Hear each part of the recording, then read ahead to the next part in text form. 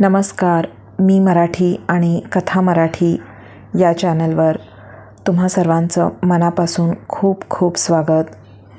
आज आपण छत्रपती शिवाजी महाराज यांच्या स्फूर्तिकथा या पुस्तकामधील एक कथा बघणार आहोत. लेखक आहेत शांताराम कर्णिक. लग्नगाठ बांधली गेली शहाजी जिजाऊची आणि भाग्यरेषा उजळली भारताची.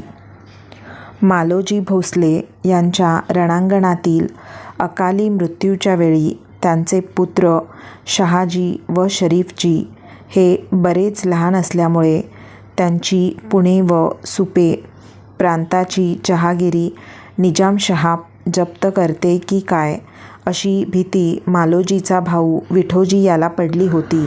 पण विठोजी हाही आपलाच सरदार असून मालोजीची जहागिरी जप्त केली तर तो बिथरेल असा विचार मनात येऊन निजामशहा व त्याचा धूर्त वजीर मलिक अंबर यांनी ती जहागिरी मयत मालोजीच्या थोरला मुलगा शहाजी याच्या नावे केली आणि तो सज्ञान होईपर्यंत त्या जहागिरीची देखरेख करण्याची जबाबदारी विठोजीवर टाकली.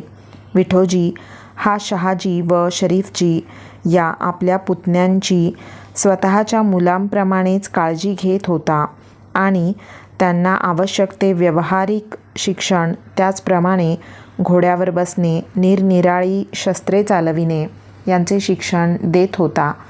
असे होता होता शहाजी हा 15 वर्षांचा एक रुबाबदार व मिसरूडदार तरुण झाला आणि तो व्यवहारी शिक्षणात त्याचप्रमाणे युद्धकलेतही तरबेज झाला.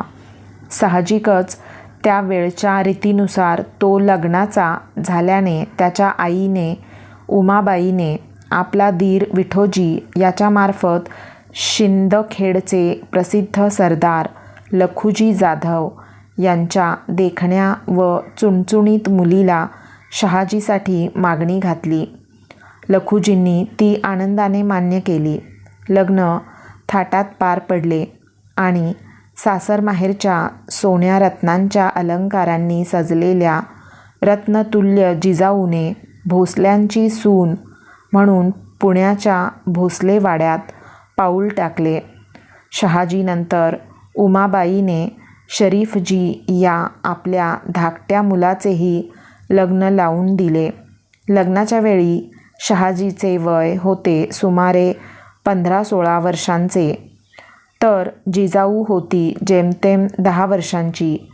पण लहान असली तरी तीव्र बुद्धी आणि प्रत्येक बऱ्या वाईट घटनेच्या मुळाशी असलेल्या कारणांचा वेध घेण्याची कुवत, यामुळे केवळ वयानेच मोठ्या असलेल्या माणसांच्या बोलण्यापेक्षा तिचे बोलणे अधिक प्रभावी ठरत असे.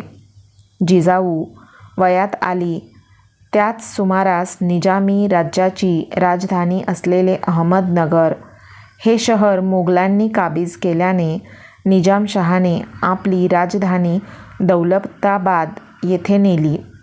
आता शहाजीने निजामशहाची सरदारकी स्वीकारली असल्याने तो जिजाऊला घेऊन त्या शहरी गेला.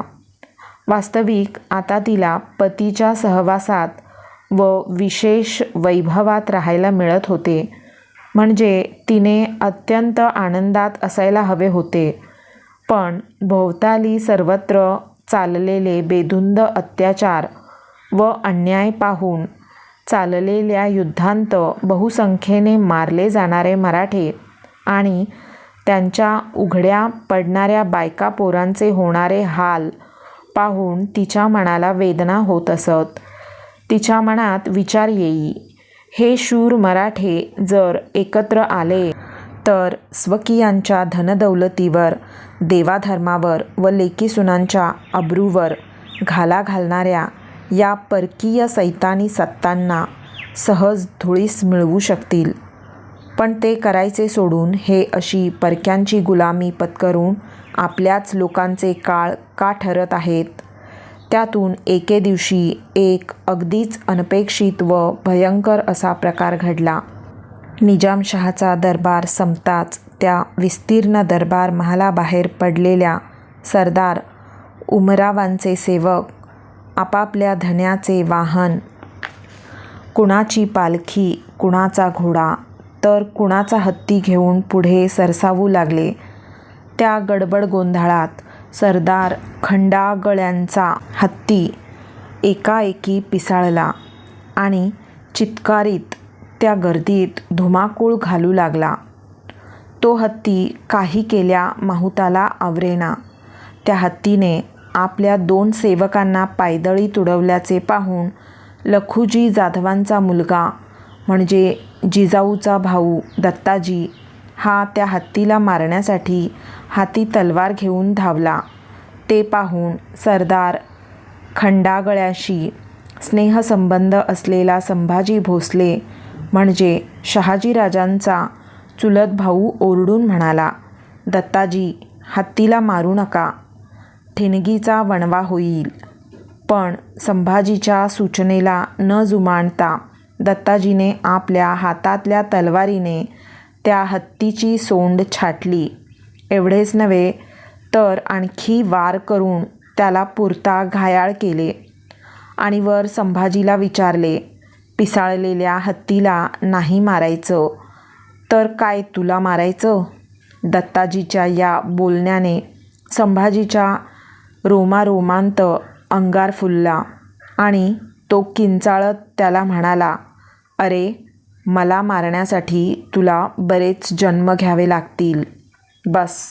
दोघांच्या या धगधगत्या शब्दाशब्दीचे रूपांतर मारामारीत झाले आणि हाती तलवार घेऊन दत्ताजी संभाजीला मारण्यासाठी त्याच्या अंगावर धावून गेला असता संभाजीनेच विजेच्या चपळाईने हातातल्या तलवारीने दत्ताजीचे डोके उडविले.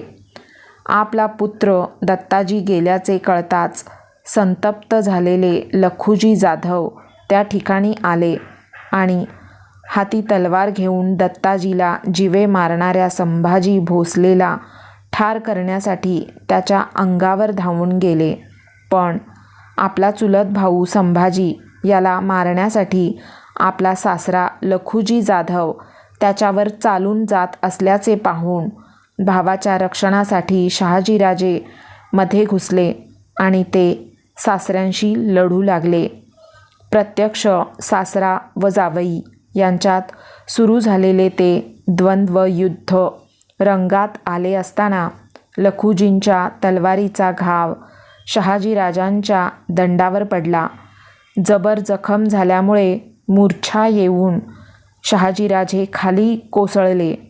त्याबरोबर त्यांच्या सेवकांनी त्यांना पटकन उचलून निवाऱ्याच्या ठिकाणी नेले. जावयाचा अडथळा दूर होताच लखुजींनी संभाजीला गाठले व आपल्या तलवारीने त्याला कंठस्नान घातले. संभाजी मारला जाताच त्याच्या पक्षाची इतर माणसे भडकली व लखुजी जाधवांवर चालून गेली व त्या 2 पक्षांत पुन्हा सुडाची लढाई सुरू झाली. हा सर्व प्रकार निजामशहा वाड्याच्या एका खिडकीतून मोठ्या चवीने पाहत होता. पराक्रमी पण पोच नसलेल्या या मराठा सरदारांतली दुहीच आपल्या सत्तेच्या स्थैर्याला बळकटी आणत आहे या गोष्टीची त्याला जाणीव असल्याने तो बराच वेळ नुसता बघत राहिला होता व पुरेसा रक्तपात होऊन 2 पक्षांत वैर निर्माण झाल्यावर तो वाड्याबाहेर आला आणि त्याने मानभावीपणाने त्या उभय पक्षाच्या लोकांना शांत होण्याचा उपदेश केला. साहजिकच बादशहाचा उपदेश शिरसावंद्य मानून उभय पक्षाचे लोक आपल्या पक्षाच्या मेलेल्या वा अर्धमेल्या माणसांना घेऊन आपापल्या मुक्कामाच्या ठिकाणी निघून गेले.